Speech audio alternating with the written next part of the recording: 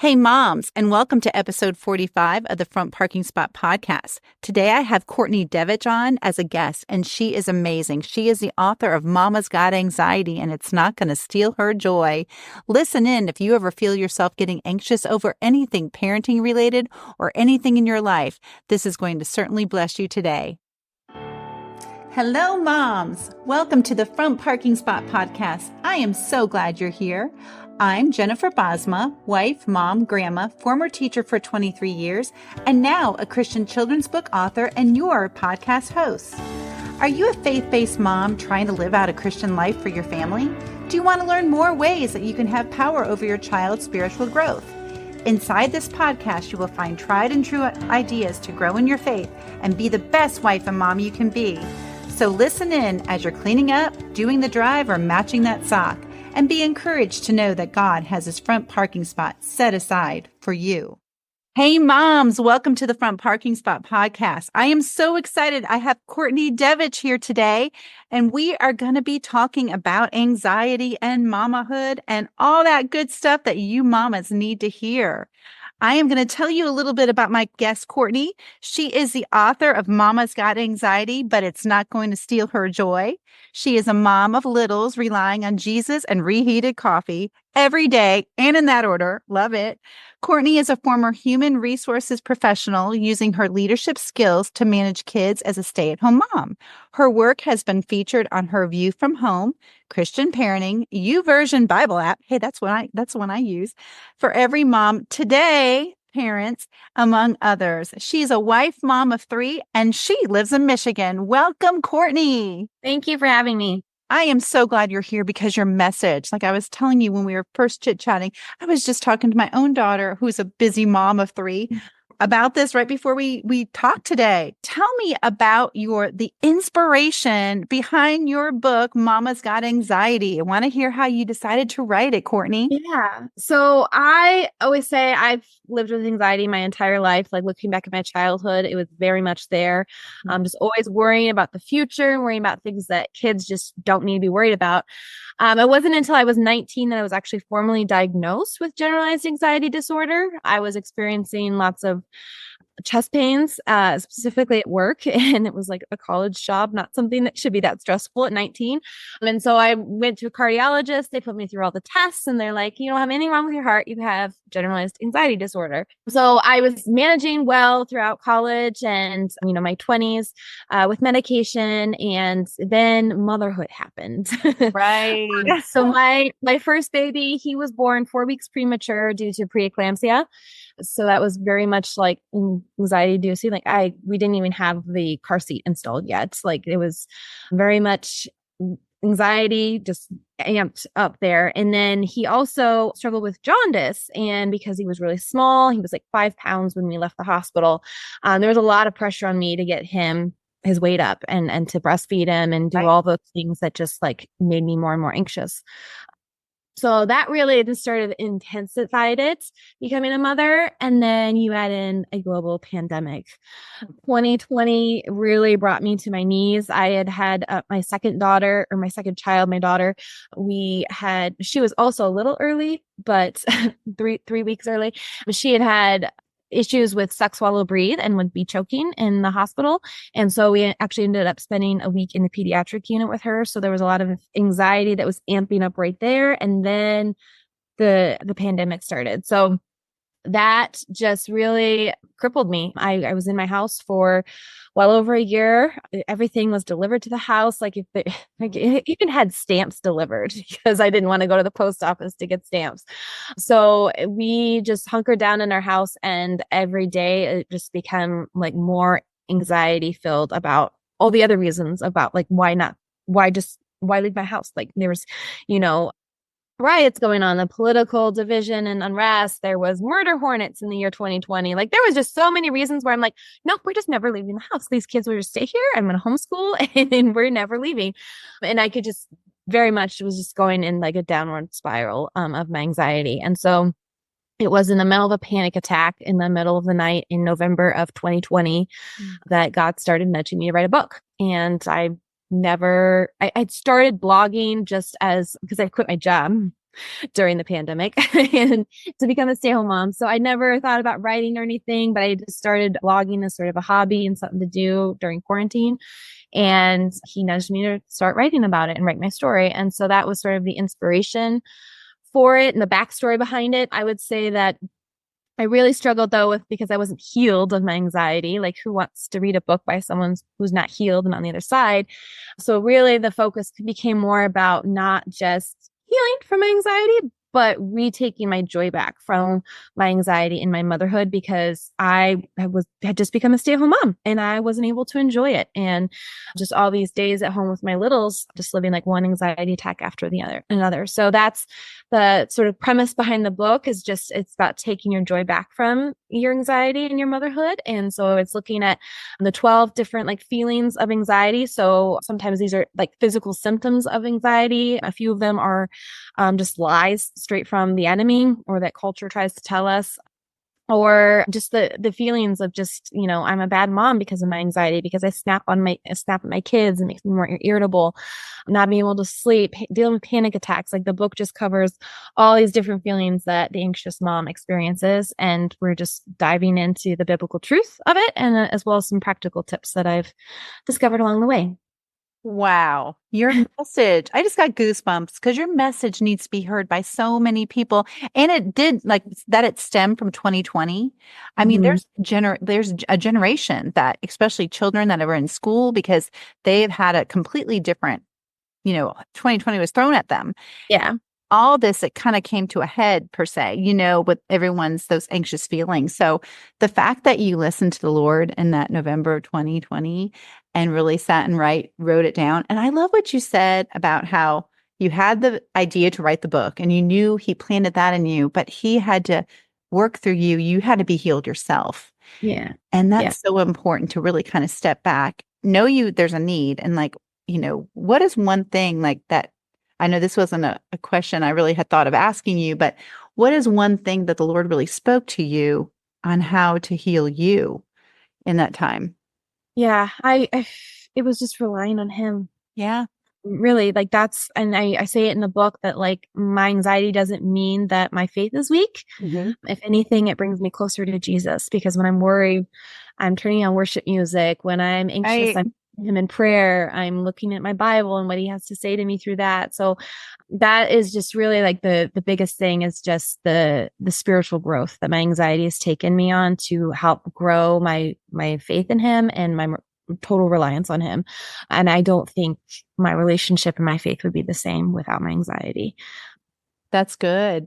Well, as a parent, anxious feelings can pop up at any given moment. I mean, it just turn on the news or listen to the radio. There's some new fear. There's some new now. I've heard that air fryers are not good anymore. And I remember back in the day, I remember hearing a long thing on apples, like apples are not good to give your children. And here's why. Okay. But when you're so news and all that stuff can make us go down that anxiety, tailspin. Mm-hmm. But when you are feeling anxious, like when you feel that kind of creeping on, or that new report, or going down that rabbit hole, what are your steps to de-escalate your rising tension that you could share with our audience? Yeah. I did not know about air fryers. So yeah, that's a new one. My daughter uses it for everything. Chicken nuggets all the time. Googling that. Yes, I use it for everything. I don't have to heat up the oven. It's a new thing. I think I just heard about it a month ago. I'm like, okay, but this could be like, sorry to bring on more anxiety, but it's something we can research, right? But like, what do you do when you look at that? So I actually developed an acronym. It's in the book, and the acronym is WORRY. So the W is the word of God. So whatever this like anxious thought that's popped into my mind, even intrusive thought, like what does the word of God have to tell me about whatever it is that's making me anxious? Like, reminding yourselves of those scriptures that you have memorized that you can like anchor down into when you're feeling anxious. The O is observe the thought. Is it rational or is it irrational? Is it within your control or not? Because that's a lot of the times, like we have a lot of irrational fears as moms, and a lot of it is stemmed from like just intrusive thoughts that come into our mind. And so, yeah, is it rational or irrational and within your control or not? Because if it's not within your control, it doesn't deserve any power over you. The first R is retreat or run away from it. So turn your mind completely elsewhere. maybe you need to like say a prayer in that moment. You need to turn on some worship music, like just turning your mind completely somewhere else. Even like texting a friend.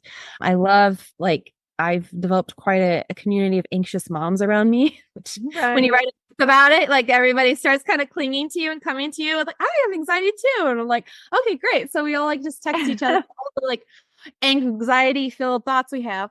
So yeah, going to a friend or whatever, somebody to talk to about that anxious thought and retreating away from it. The second R is request, which is just you're really going to pray about it. I needed another R in there. So going to God with prayer is that Philippians 4:6 verse says, and you know, when you're anxious, don't be anxious about anything, but to go with prayers and petitions. So that's the second R. And then the Y is you're not alone. As I said, there are so many other moms that are experiencing anxiety on some level. Some may be completely debilitating, and some it just might be like a high functioning anxiety. So being able to like talk openly about it and let's like stop trying to hide it because it's real, and being able to just make us feel less alone in it, and that we are literally never alone because we have the Holy Spirit within us.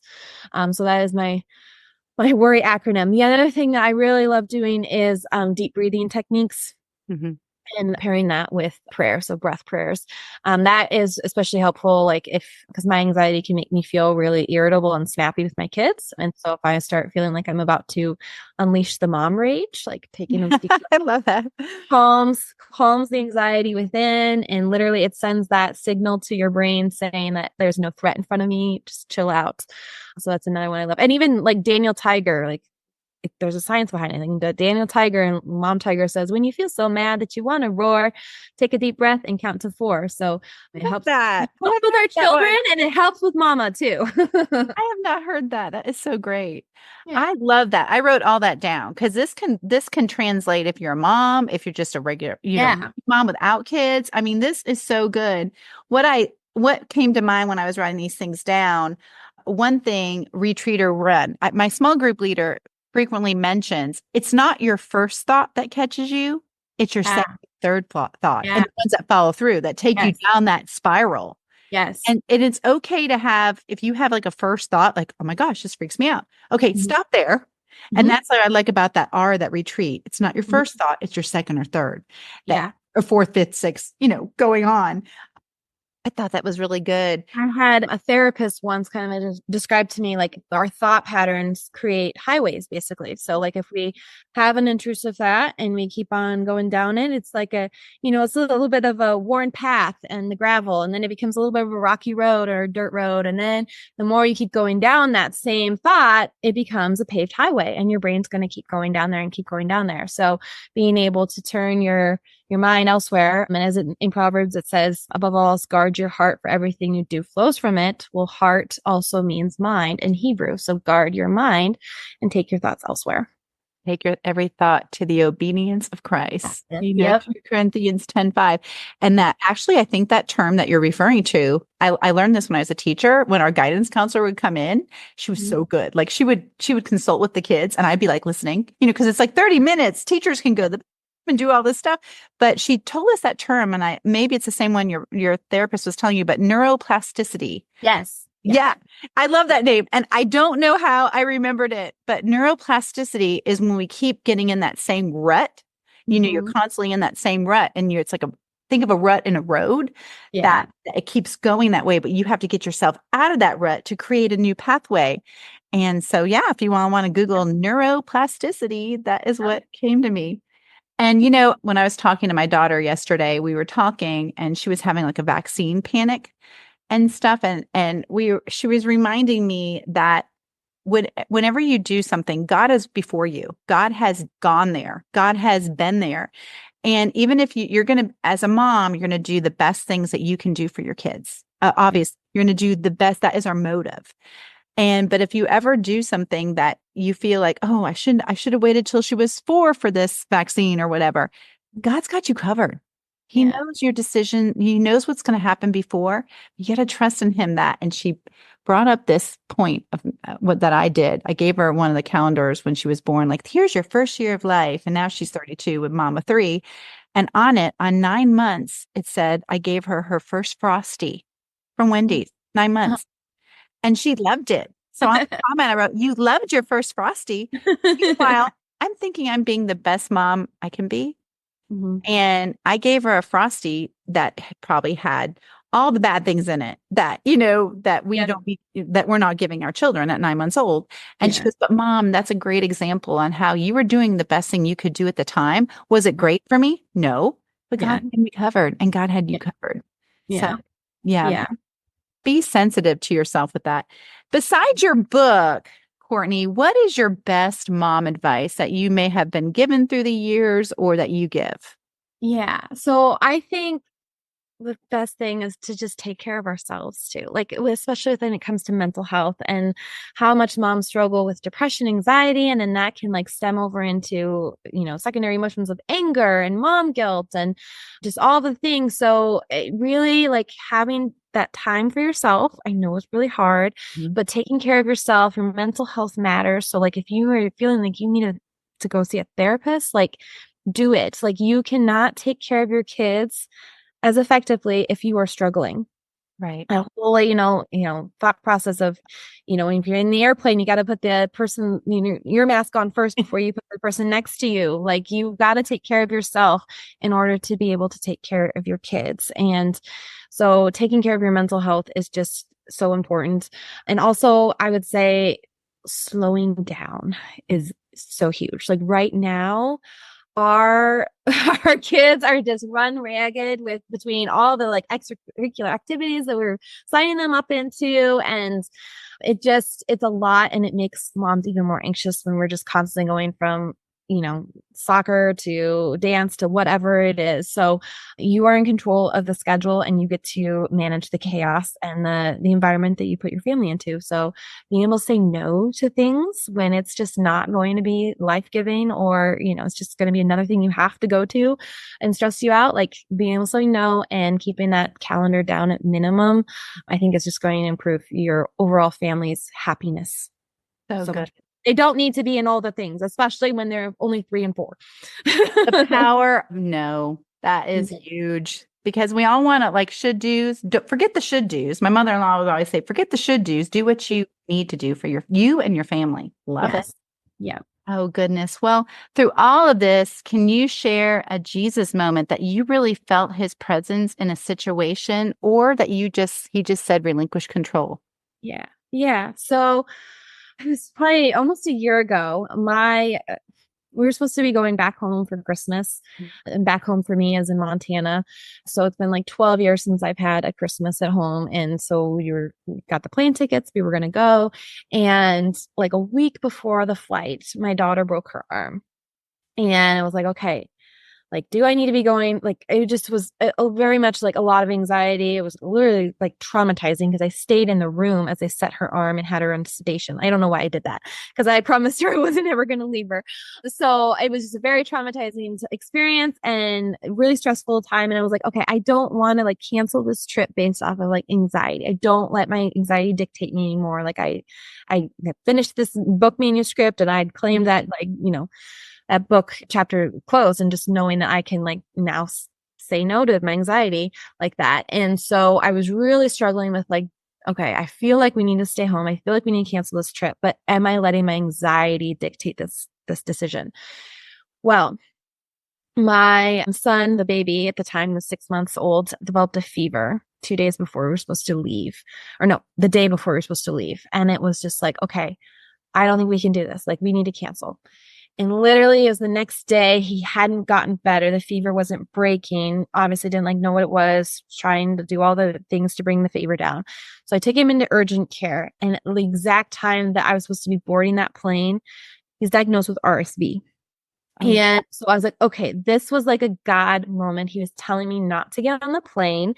And I needed to, if I had gotten on the plane, like he would have probably been hospitalized because we wouldn't have gotten like early enough intervention there. So I really like, it was a struggle of like, okay, is this anxiety talking or is this God nudging me in a certain direction? And it really is hard to sometimes tell the difference because anxiety's voice is really loud and God usually speaks in just little nudges and whisper. But it was one of those moments where he really like took care of us because I mean, we were had a nebulizer taken home with us, and they were like telling us like the best chances to keep us out of the children's hospital. And literally, it was the only time I've ever had a kid with RSV, but it was really, really scary at the time. And that was our Christmas. Right. So our Christmas didn't get to be this beautiful, glamorous trip or anything with family, but it was us at home in quarantine, just watching the star with the kids and snuggling up and watching church online. So But when that happened, you relinquished, like, that we're not going to go to Montana for Christmas. Did you have that peace and control? Yes. I had so much peace. I was like, oh my gosh, this was the right decision to do. Like, cause I need to take care of my family. And it was a really bad cold flu season for us. Right. So yeah, it was just kind of like felt like this one after the other with the fevers. And like one of the kids even got up to like 104. Like it was just really feeling like I was hit hard and like literally under like spiritual attack basically too, because it was just like, what more can I be thrown at me? Like I had a daughter with a broken arm, her birthday party had to be canceled because of that, and then RSV. And so yes, there was just that total peace though. Once I was like, okay, no, we're exactly where we're supposed to be. I need to take care of my kids first. Like, And what I like about that so much, Courtney, is you said something there that you asked God. You said, Yeah. what is this? I don't want this to be an anxiety decision. Yeah. Because you're like, am I just fearful? Am I just going down that hole?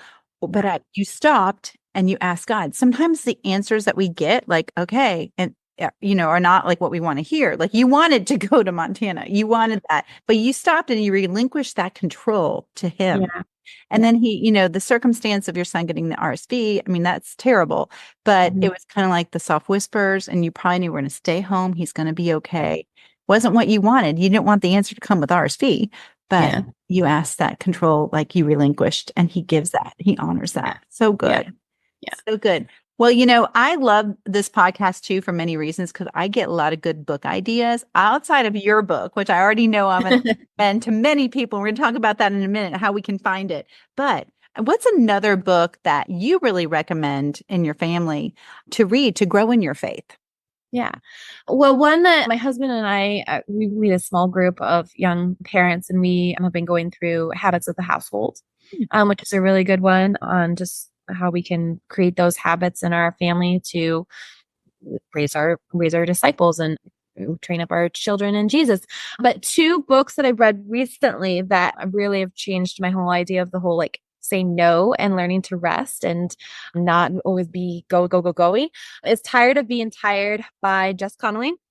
And I also read The Ruthless Elimination of Hurry by John Mark Comer at the same time. So those two books just really changed my whole outlook on just like, we don't need to be going to every single thing and doing all of the activities. And so I've just found a lot more peace this summer, just with changing what we're going to and what we're doing all the time, and learning to say no to things that just are not necessary, and just will tire my kids out, because when they're tired and cranky, mama gets tired and cranky too.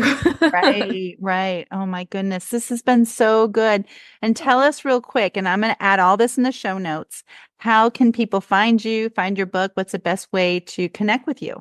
Yeah. So my book is available wherever books are sold. I don't know if it'll still be the case by the time this airs, but as of right now, it's $7.99 on Amazon, which is like the lowest I've ever seen it. So you can check it out and see if it's still on that price when this airs. But it's available wherever books are sold. It's also available in audio book, because I know there's so many busy moms that are like, I don't have time to read. So it is an audio as well. And you can find me at CourtneyDevich.com. And then over on Facebook and Instagram, I'm Courtney Devich Author. So you can follow me along over there too. Oh my goodness, Courtney, what a blessing to have you. This is going to be so great for the moms. I can't wait for them to hear. Thank you so much for your time today. Thank you for having me. Well, mamas, thank you so much for joining in. I know you are super busy doing all the things that can consume your day, but you took a couple of minutes to learn how God wants to build you up in your faith, family, and life. And He wants to applaud you for this. Please subscribe and review my show. This helps other moms tune in as well. I'd love to connect with you on Instagram at Front Parking Spot, on Facebook at Front Parking Spot Mom Community, or my website at jenniferbosma.com. Have an Ephesians 3:20 type of day, mamas, and be encouraged as you go for the front parking spot in your life today. God bless.